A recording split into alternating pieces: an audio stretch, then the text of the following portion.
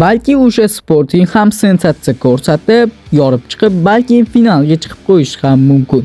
Mayli, nima bo'lganda ham mana shu Chempionlar Ligasining qolgan bahslari yonishi aniq. Bugun biz sabab rubrikamizga qaytamiz va mavzuyimiz esa Chempionlar Ligasi favoritlari. Videoni boshlashdan oldin hoziroq like bosib, kanalga obuna bo'lib qo'yishni unutmang. Biz esa sekin boshlasak ham bo'ladi.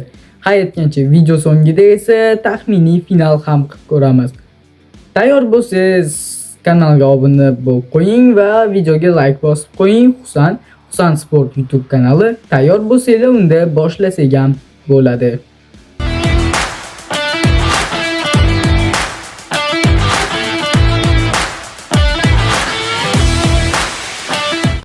Birinchi juftlik bu PSG ga qarshi Liverpool uchrashuvi.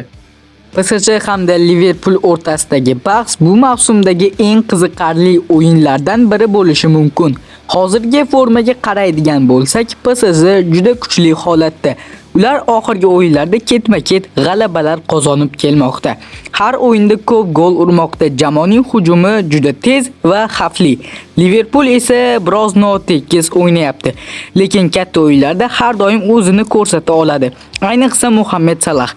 Har bir futbolchilar istalgan payt o'yinni hal qilib qo'yishi mumkin. Taxminiy foizlarga keladigan bo'lsak, Liverpool 45%, PSG esa 55% bilan ustunlik qilishi mumkin.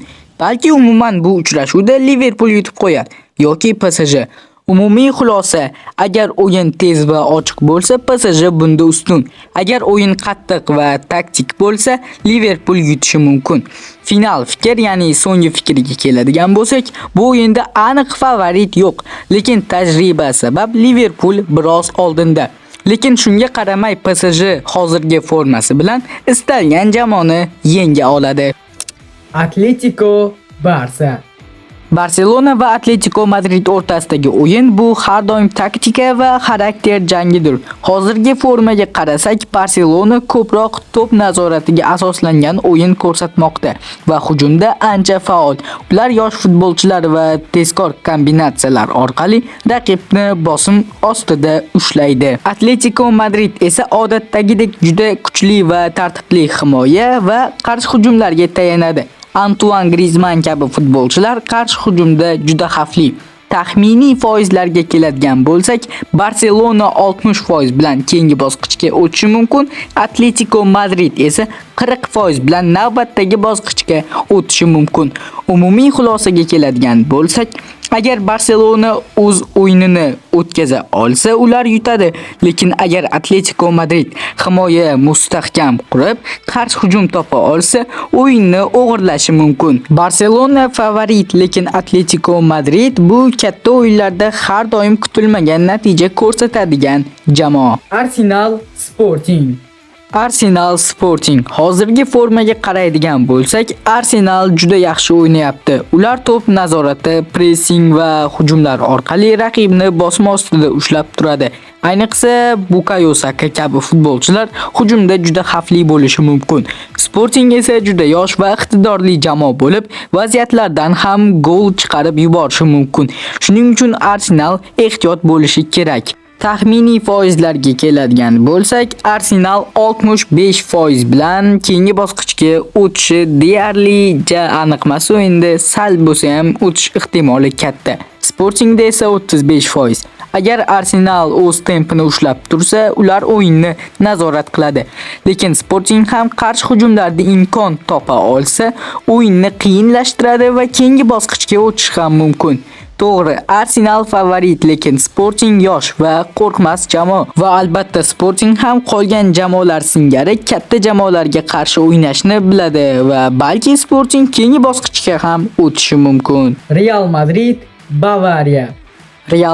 va Bavariya o'rtasidagi o'yin bu haqiqiy gigantlar to'qnashuvi. Hozirgi formaga qaraydigan bo'lsak, Real Madrid an'anaviy ravishda katta o'yinlarda juda xavfli. Ular tajriba va sovuqqonlik bilan o'ynaydi. Ayniqsa Vinicius Junior hujumda katta xavf tug'diradi. Bavariya esa har doimgidek hujumkor futbol o'ynaydi. Ular tezkor pressing va yuqori temp orqali raqibni bosim ostida qoldiradi. Bu jamoa istalgan payt ko'p gol urishi mumkin. taxminiy foizlarga keladigan bo'lsak, Real Madrid bu uchrashuvda 55% da yutishi mumkin, Bavariya esa 45% da yutishi mumkin. Agar o'yin ochiq bo'lsa, Bavariya xavfliroq. Agar o'yin tajriba va nazoratga o'tsa, Real Madrid ustun bo'ladi. Real Madrid biroz favorit, lekin o'yinda kichik xatolik ham natijani hal qiladi.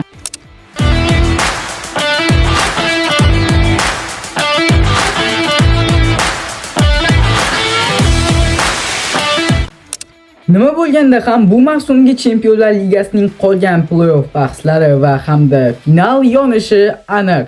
Sizga esa mana shu video yoqqan bo'lsa, like bosing hamda obuna bo'ling, do'stlaringizga yuboring va komment ham yozib qo'ying.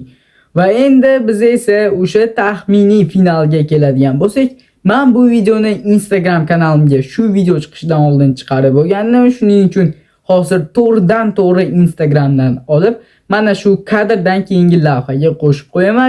Va siz bilan esa Husan bo'ldi. Husan Sport YouTube kanali edi. Video yoqqan bo'lsa like bosib qo'ying hamda kanalga obuna bo'lishni ham unutmang. Chempionlar Ligasining brutor bosqich bahslari aniq bo'ldi. Taxminiy final qilib ko'ramiz. PSG Liverpool. Liverpoolning hozirgi formasini inobatga oladigan bo'lsak, PSG favorit va bu o'yinda PSG yutsa kerak. Real Madrid, Bavariya. Har qanday holatda ham Real Madrid bu turnirda favorit bo'ladi. Shuning uchun Real Madrid keyingi bosqichga o'tsa kerak. Atletico Barsa. Menimcha Barsa bemalol yuta oladi. Arsenal Sporting bu o'yindagi favorit uje oldindan aniq. Shuning uchun Arsenal 1-2 final bosqichiga o'tsa kerak. Real Madrid PSG. Bu o'yinda ikkala jamoa ham hozirgi formasini inobatga olsa, Real finalga chiqsa kerak. Barcelona Arsenal. Bu o'yinda Barcelona Camp Nou'da sensatsiya ko'rsatib, finalga yo'llanma olsa kerak va finalda El Clasico. Ushbu o'yinda taxminiy hisobini va kim chempion bo'lishini izohlarga yozib qoldiring. O'zi sizningcha final kim bilan kim o'rtasida bo'ladi? Buni ham izohlarga yozib qoldiring va obuna bo'lishni ham unutmang. YouTube'da ham kanalimiz bor. Unga ham o'tib obuna bo'lib qo'ying.